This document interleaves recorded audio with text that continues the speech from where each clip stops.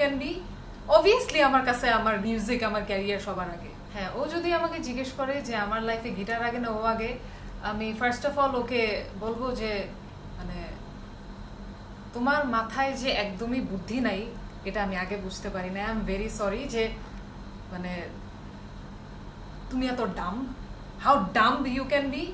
Obviously আমার কাছে আমার মিউজিক আমার ক্যারিয়ার সবার আগে। আচ্ছা, আমি তোমার সাথে আর দেখা করতে ইন্টারেস্টেড না। এরপরে আপনি কখনো সঙ্গী নেয়ার বা সঙ্গী খোঁজার চেষ্টা করবেন কিনা?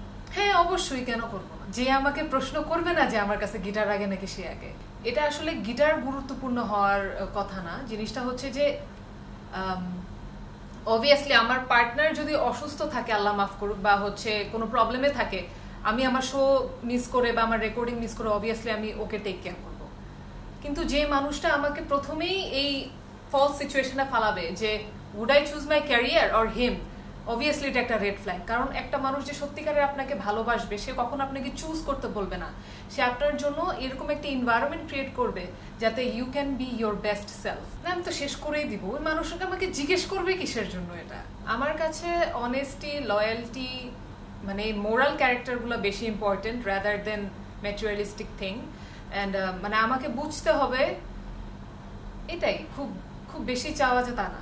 তার মধ্যে গিটার থাকতেই হবে না, মানে যখন সঙ্গী লাইফে চলে যাবেন তখন গিটার আর গুরুত্বপূর্ণ থাকবে না লাইফে? গিটার গুরুত্বপূর্ণ থাকবে, মানে ওকে গিটারিস্ট হতে হবে যে বা মিউজিশিয়ান হতে হবে এমন। ওই লাইফটাতে আপনার গিটার সঙ্গী থাকতে হবে অবশ্যই। মানে আপনার লাইফে তাহলে আপনার দুইটা সঙ্গী।